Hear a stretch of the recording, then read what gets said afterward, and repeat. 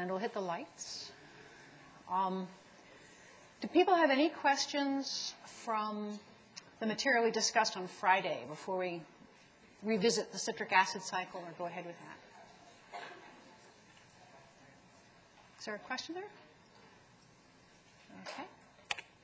So you may have seen me opening up a whole bunch of different PowerPoints. I think we're likely to finish the citric acid cycle a little early today, and I have in my mind several points that have come up as questions I'm going to revisit, and then at that point I'll open it up to questions from everybody if you want to do that.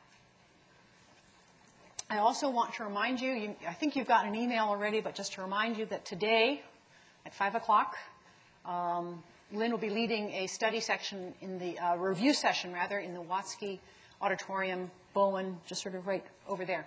So another opportunity to clarify things, brush them up, get them all burnished.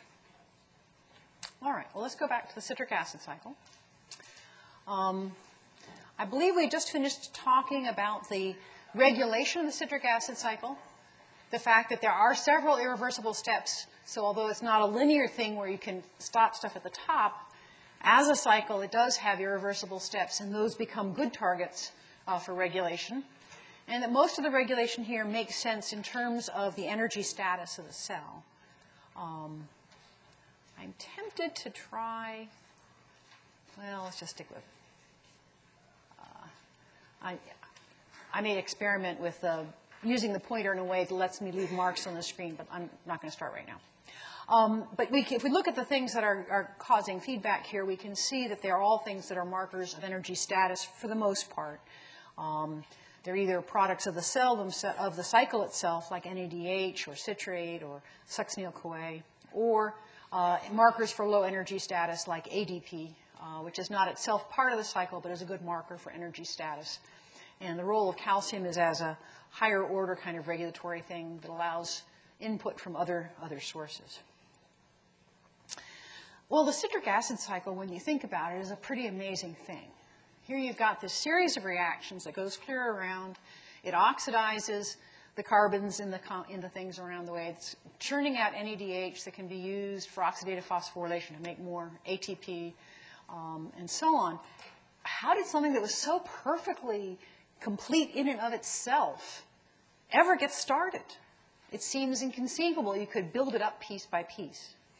Well, it only seems inconceivable if you don't have enough information. It turns out that we have hints of what probably happened by looking at some of the organisms that live today and doing slightly different things than we do. If we look, for instance, at the blue-green algae or the cyanobacteria, it's an interesting fact that you cannot grow blue-green algae in the dark on glucose. And one of the reasons why is they don't have a complete citric acid cycle. Blue-green algae are missing the alpha-ketoglutarate dehydrogenase, and so they don't have a way to get clear around the cycle. There's a step missing in it.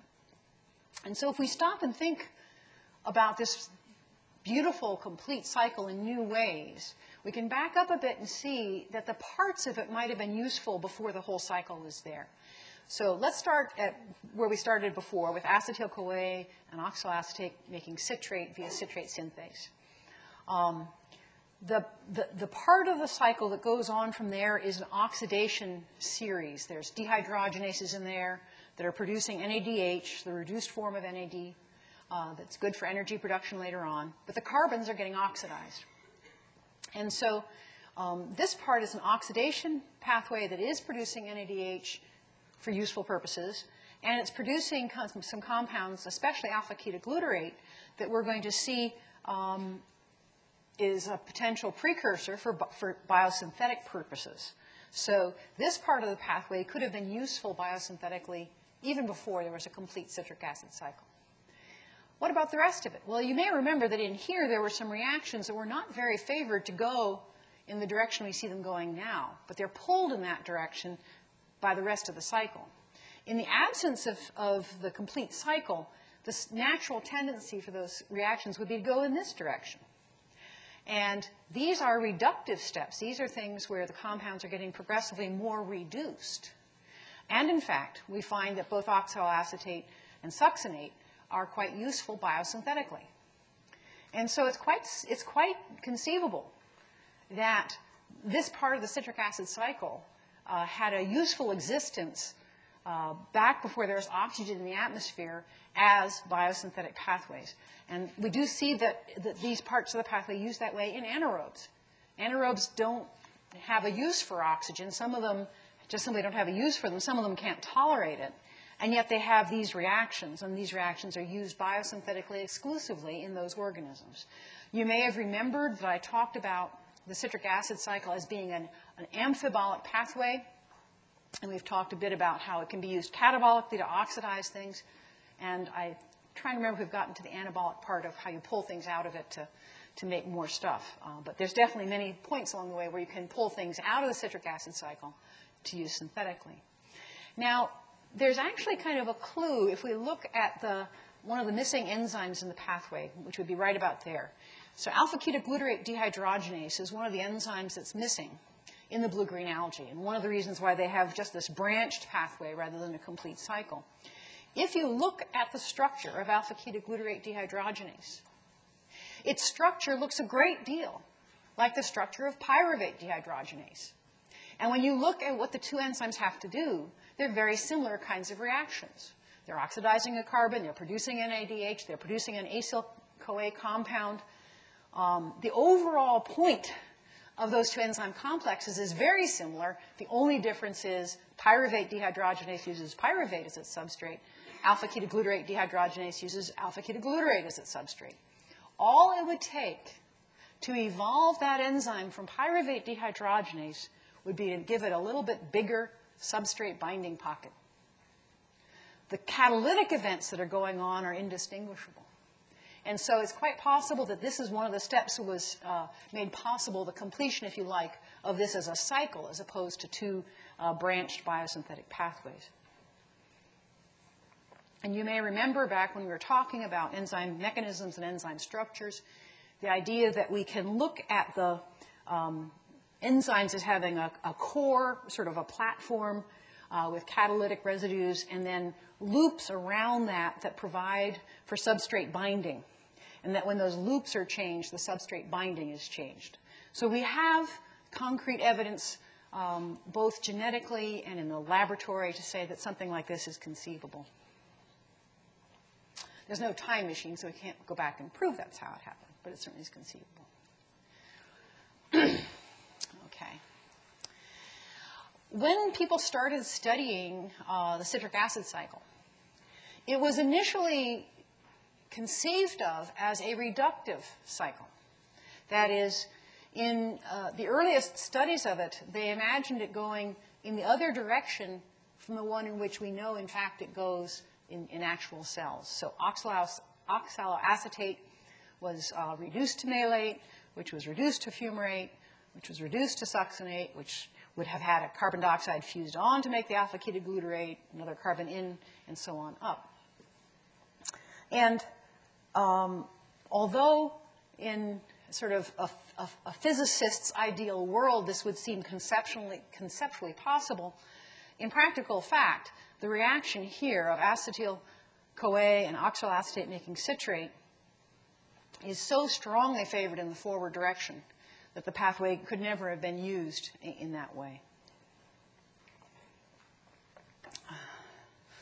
But scientists start where they are, and they do what they can, and when they get more information, they correct things. So now we can emphasize this aspect of it being an amphibolic pathway. Amphibolic, again, it's a catabolic pathway. We've seen that, oxidizing the carbons that were in acetyl-CoA down to carbon dioxide, producing NADH, which is going to go to oxidative phosphorylation. That's its catabolic aspect. Then it's got an anabolic aspect in which it's used to build things up or to provide intermediates for building things up. And so it's really a key pathway in anabolic metabolism as well. So this is definitely one of our pathways that is an amphibolic cycle. To a lesser degree, the pentose phosphate pathway is an amphibolic pathway. It's not a cycle, but a pathway or a network. You can end up oxidizing carbon completely through the pentose phosphate pathway, as well as making intermediates to make nucleic acids. To give you a feeling for just how central the citric acid cycle is in metabolism, no less than 6 of the citric acid cycle intermediates can also be used synthetically or as precursors for something else that can be used.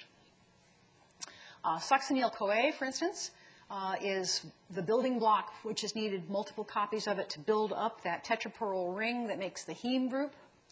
We mentioned that heme is not just in the myoglobin and hemoglobin, but in all the cytochromes, so mitochondrial enzymes needed as well. Alpha-ketoglutarate can be made into glutamate. Okay?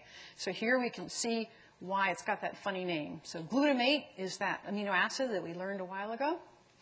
Alpha-keto, here's the alpha position, here's the keto. Alpha-ketoglutarate is the acid relative, if you like, or the keto acid relative of glutamate. And in order to do that, we can actually we can fix ammonia this way. And so if you take a molecule of alpha-ketoglutarate and ammonia at the cost of an NADH, we can fix it and make a glutamate. This is an unusual use of NADH. It almost looks like we're using NADH synthetically. And you may have remembered that I said most of the time NADH was used for energy production. NADPH was mostly used for biosynthesis. This is an example of an enzyme that does use NADH and produces something that we think of as making something. And of course, this can be used as an amino acid for protein synthesis. And so some of it is used synthetically. But some of it is being used as a way to get nitrogen out of the body. And so this reaction has both a synthetic and a catabolic aspect to it. But once you've made this glutamate, this can also then go ahead and become glutamine. It can be used as the building block to make arginine. It can be used as a building block to make proline. So this is, in many aspects, a synthetic branch off of the citric acid cycle. Once we've made glutamine, glutamine itself is one of the building blocks we're going to see for the 4 bases of nucleic acids. So at this point in the citric acid cycle, alpha-ketoglutarate can be drawn off if there's ammonia available and make up to 4 different amino acids, and through one of them, 4 of the bases. So a very important branch point synthetically. This is looking at some of the other uses that come out of the citric acid cycle. We've already looked in some detail at alpha-ketoglutarate, that it can make amino acids and nucleotides. Succinyl-CoA can make heme. Malate can get pulled out to make pyruvate. Oxaloacetate can be used to make glucose. Citrate can be taken off for fatty acids and for cholesterol. So really a large variety. In essence, all the major biomolecules of the body can have intermediates from the citric acid cycle contribute to them. I mean, we've talked about the different categories of molecules, fats, sugars, proteins, nucleic acids, and we can see here that all 4 of those groups, in fact, can be made from intermediates withdrawn from the citric acid cycle.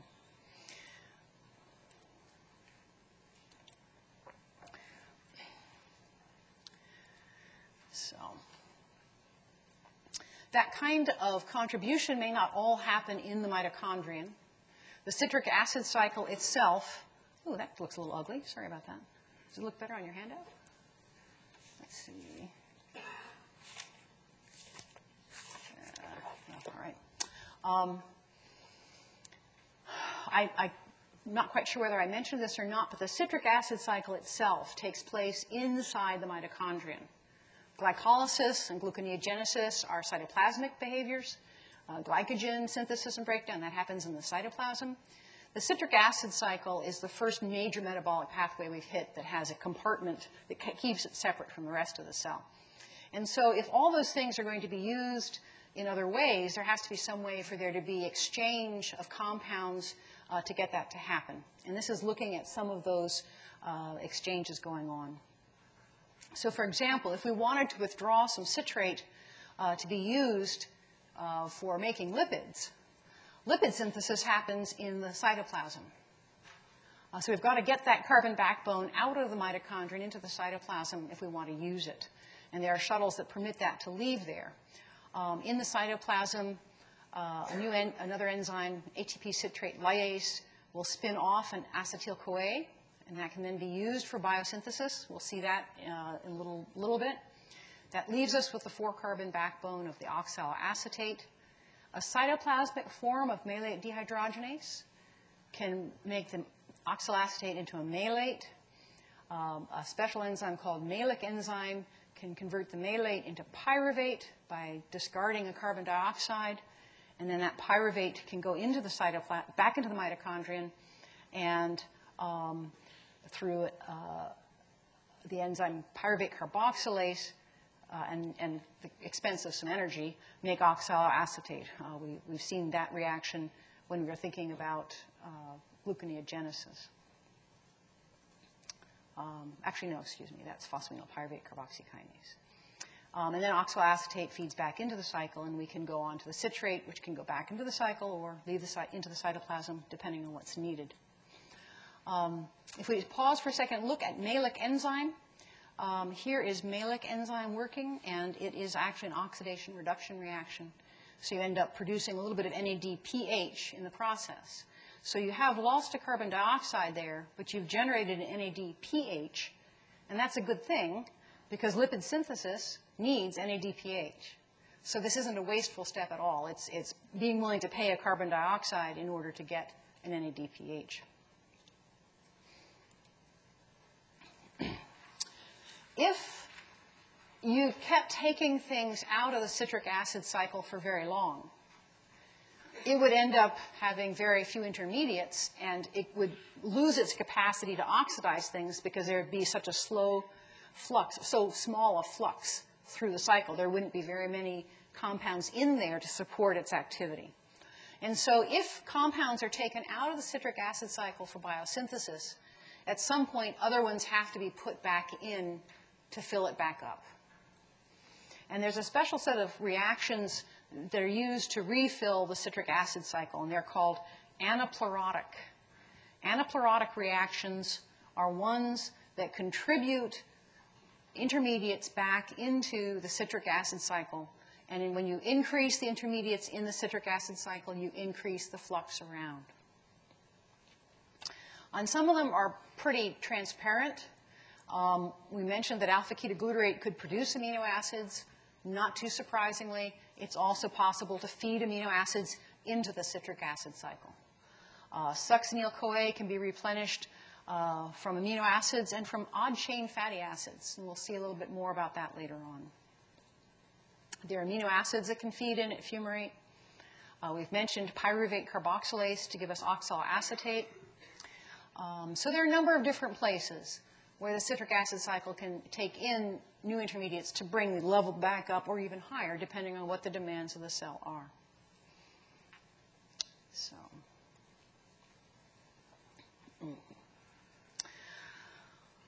so we've talked a little bit about amino acids in the citric acid cycle, and let's take a little more look at the details on that and how amino acids relate to the citric acid cycle, both in terms of refilling it and in terms of the overall energy metabolism of the cell, if you like. There are ways to use amino acids so they can replenish the citric acid cycle. And one common group of reactions are called transaminations. So in a transamination, you're moving an amino group to another molecule. And this is giving you an example of a transamination reaction. Here you've got aspartate, 4-carbon amino acid, just a little bit longer than an alanine with a carboxylic acid there. You've got your pyruvate, 3-carbon backbone with an alpha keto group here. This carbon is alpha to the carboxylic acid keto group. This is an alpha keto acid.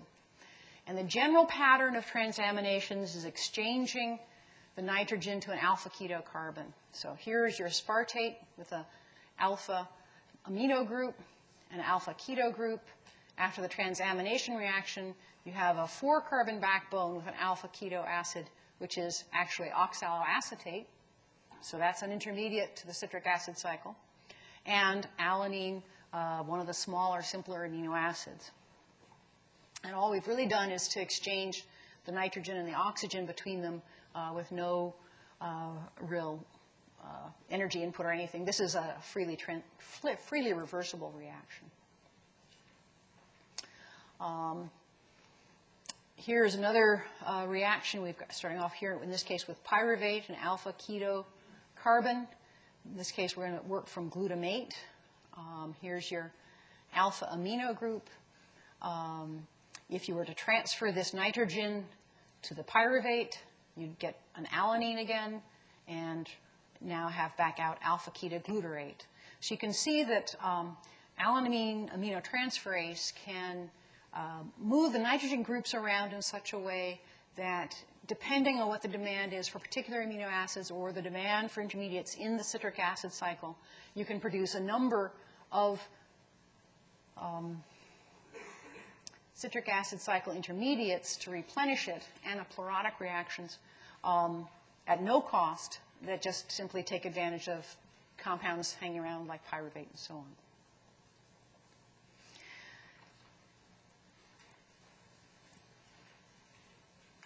We talked a little bit about gluconeogenesis and the idea that carbon backbones get needed. You need carbon backbones to build back up into the glucose molecule.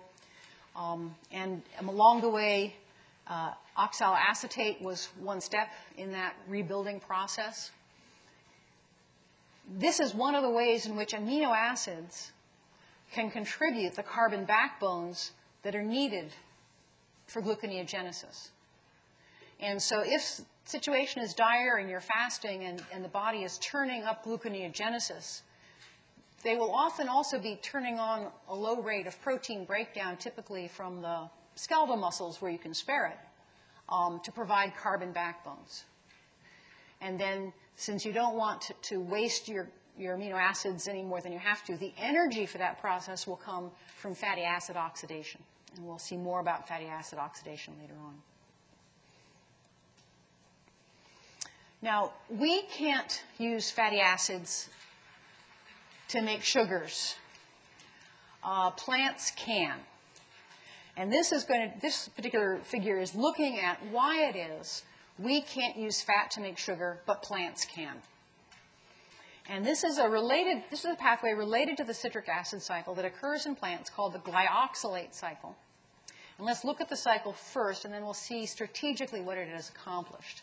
Most of it should look very familiar.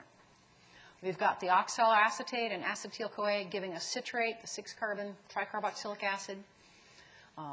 Rearrange it into isocitrate, and now things are different.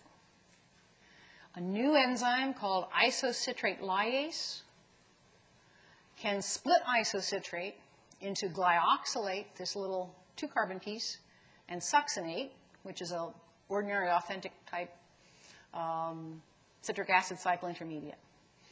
The succinate does what we expect succinate to do and can go up through fumarate and malate and oxaloacetate and so on. The isocitrate lyase can, together with a molecule of acetyl-CoA, be synthesized into a molecule of malate, which then can be made into oxaloacetate and used for gluconeogenesis. Well, why do it this kind of indirect way? Why not just use the oxaloacetate from up here? Remember that the two steps in our citric acid cycle between isocitrate and succinate throw away 2 completely oxidized carbons as carbon dioxide. The citric acid cycle has no net carbon output.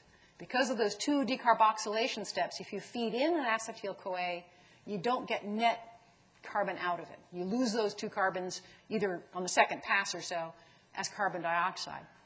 The glyoxylate cycle, by contrast, skips the 2 decarboxylation steps. And so now it can use that glyoxylate synthetically to make an oxaloacetate backbone. So we're feeding in acetyl-CoA here. We're feeding in an acetyl-CoA here. And the product of it is a carbon backbone that's ready to go into gluconeogenesis. You can get acetyl-CoA out of fat. We do it all the time. But when we do it, we can't build fat out of it because we burn the carbons off as carbon dioxide. We are missing this special enzyme, and so our acetyl-CoA goes the rest of the way around the citric acid cycle and is just blown off. Is this clear to people? It's a little bit counterintuitive, maybe. People want a second to digest that?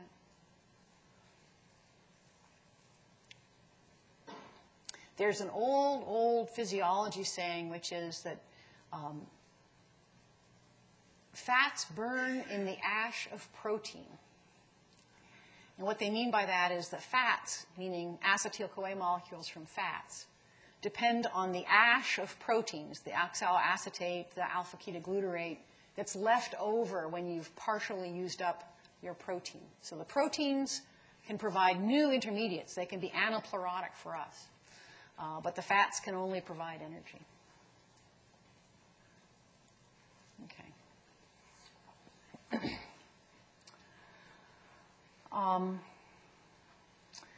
Again, looking back a little bit into history, in the original version of the citric acid cycle, when Hans Krebs was investigating it, so the citric acid cycle was for a long time called the Krebs cycle, in honor of Sir Hans Krebs.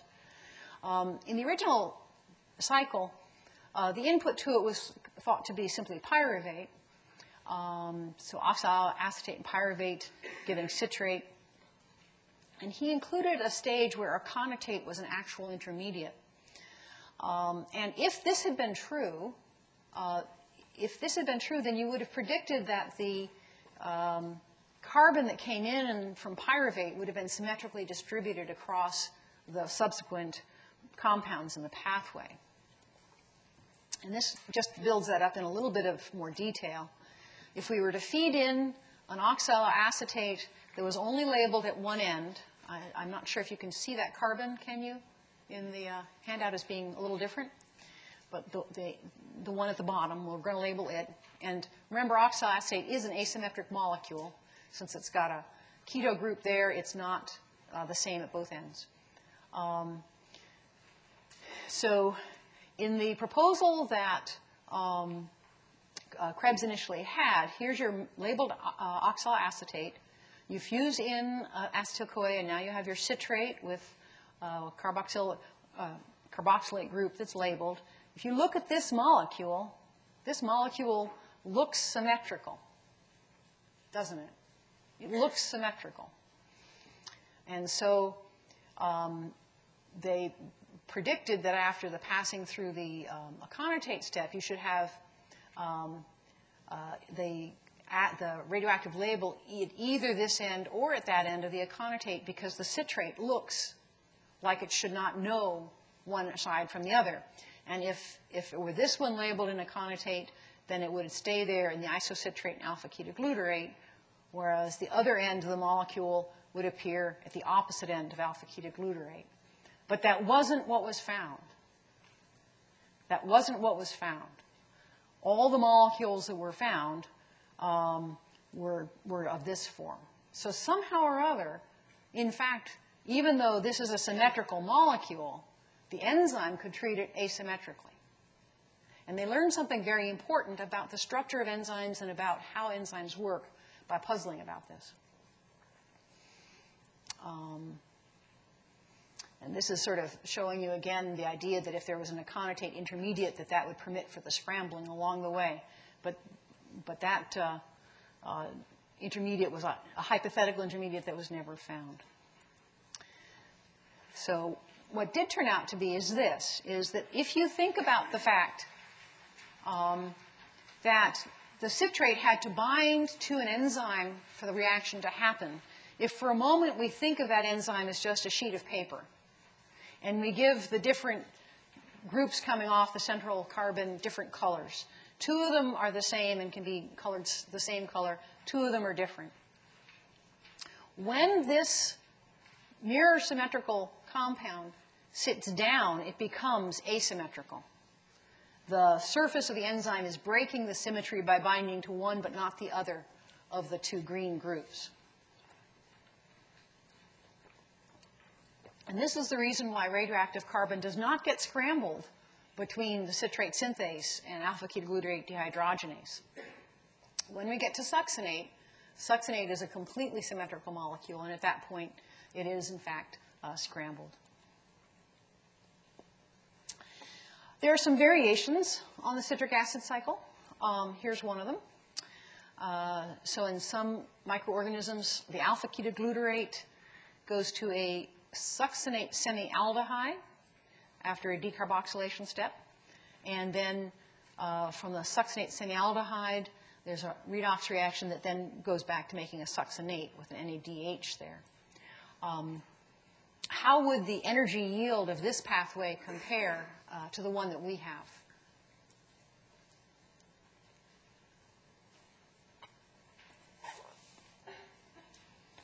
Any thoughts?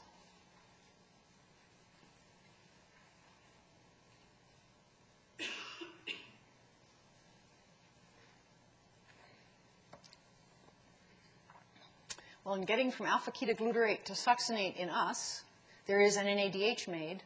It's made over here, the glutarate dehydrogenase. And then there's a high-energy bond captured through a substrate-level phosphorylation when we go from succinyl-CoA to succinate, and a GTP is made. So this is less efficient by one high-energy bond. Okay.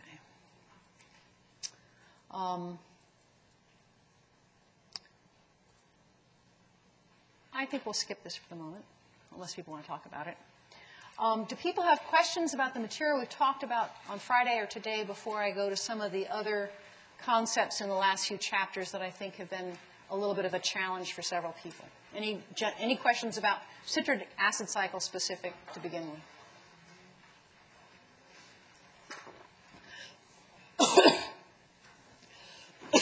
Excuse me. Okay. I'm going to pick up on a few that I've sort of heard from the atmosphere as questions, and if just thought I would share them with you. If you have your handout still with you from Chapter 6, it's Panel 7 in it. If not, watch and listen.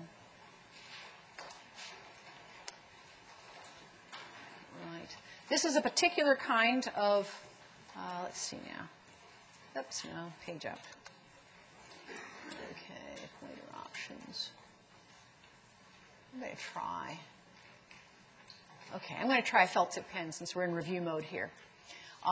So this is a particular kind of graph. One of the things about both the enzyme mechanisms and enzyme kinetics chapter is that there are a number of different kinds of graphs. So always pay attention to the axes to know what it is that the graph is talking about. In this particular graph, we're looking at free energy, delta G. No, G, I'm sorry. G itself, not change in G, but G, free energy itself. And a reaction coordinate, which loosely speaking is watching a reaction going from here over here, like that. And for the purposes of this particular reaction, we're looking at things that are in the starting mixture of the reactants and whatever it is that comes out the other end, the products. Now, to get from the reactants to the products, something has to happen in between. And if it's not instantly there, that's because something in between the transition state is of a higher free energy, has a higher free energy than either the reactants or the products. And so to get from reactants up to that high energy of the uncatalyzed reaction, it has to absorb a certain amount of energy from the environment. What enzymes do, whether they're, what catalysts do, whether they're enzymes or inorganic catalysts, is somehow or other, they find a way to reduce the free energy of that transition state.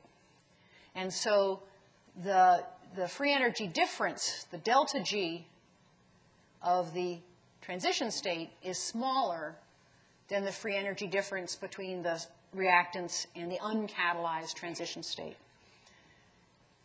It's this difference in free energy that changes the rate of a reaction.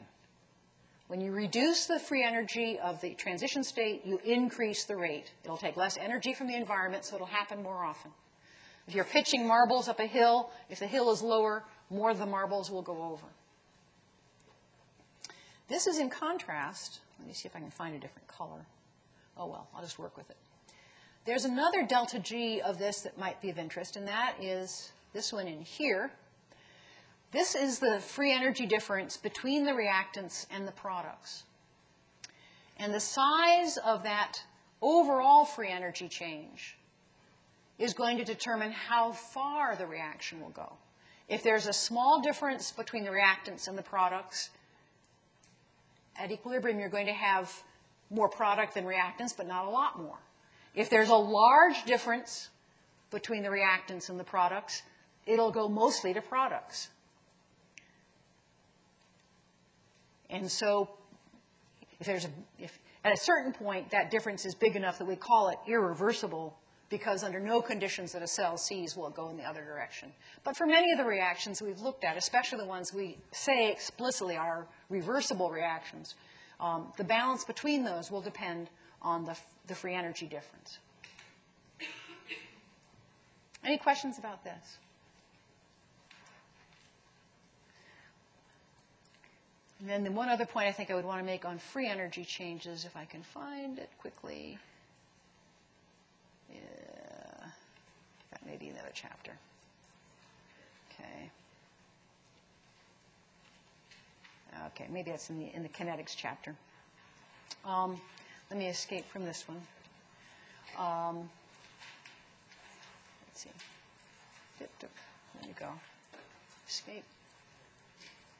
Discard. Okay.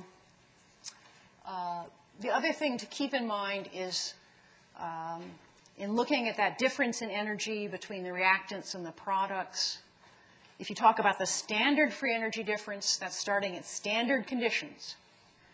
The actual free energy will depend on the actual conditions. If you've got more reactants, that's going to change it in favor of making more product because it'll drive it in that direction by mass action. If you have a whole lot of product, it may actually drive it the other direction. So the actual free energy difference will be a function of the standard free energy change and the actual conditions that the cell is operating under. And we saw that in a couple of places in glycolysis. Okay, let's see. That's the one we just looked at. So this is another one I just wanted to emphasize. We certainly have seen this today, but I just want to sort of put this in context of the huge map that we saw back in Chapter 9. That in Chapter 9 we had this major overview of how stuff is going. And this will sort of tie what we were talking about in the citric acid cycle back to that overview. That in terms of taking in stuff, we take in polymers of various kinds. They get broken down to monomers in catabolism. And then there are various ways to break them down further to 2 and 3 carbon pieces.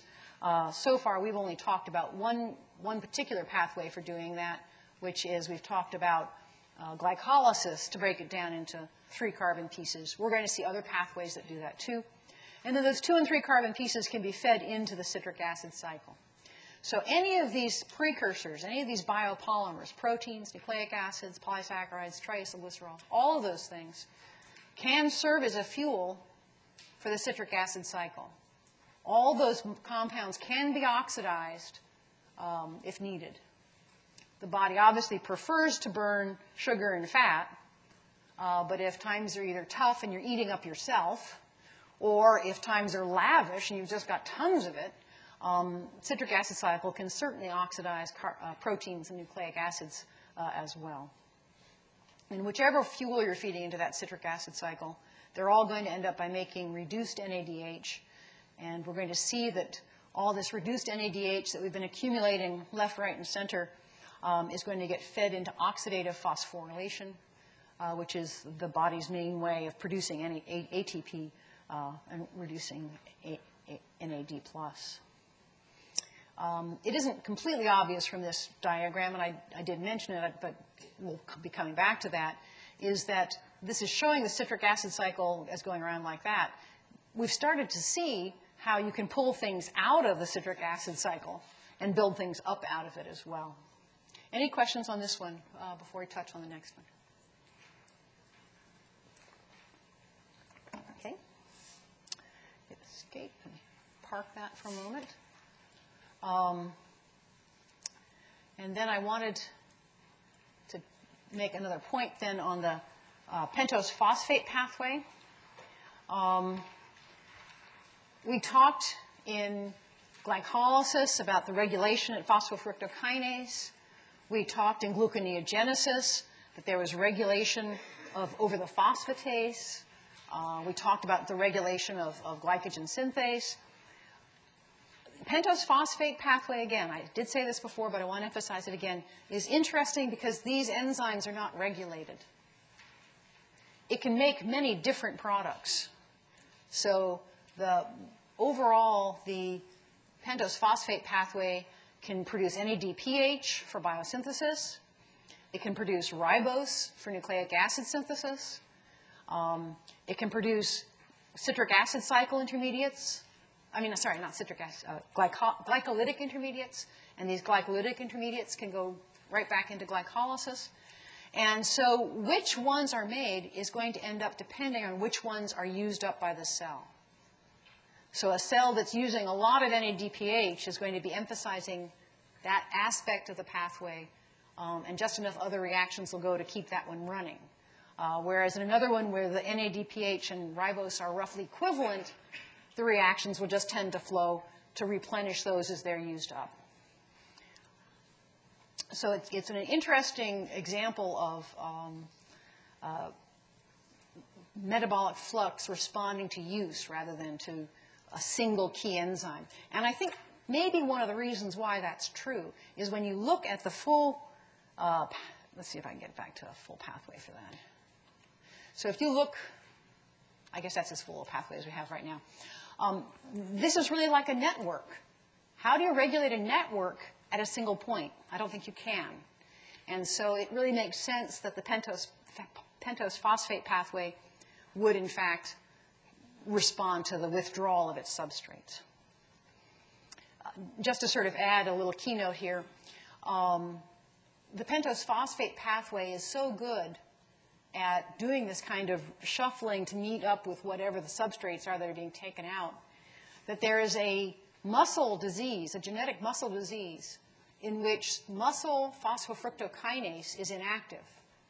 And you think, my gosh, how do these people walk around? Their phenotype is some muscle tiredness when they exercise strenuously. And the reason they can get away with that is because the pentose phosphate pathway, which has also been called the pentose phosphate shunt, can take the compounds and bypass the phosphofructokinase. It doesn't do it quite as efficiently as the real glycolytic pathway, but it does it well enough to sustain the low energy demands of sedentary life or something. So a very flexible and sneaky pathway. Any other questions about pentose phosphate?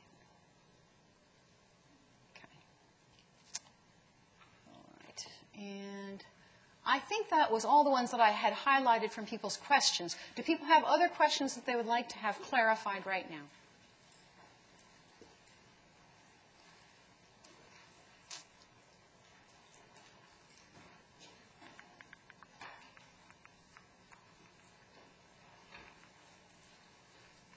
Well, I'll let you have a break before 5 o'clock. Please remember that Lynn is armed and ready for a really stellar review to help buff and polish those last few touches.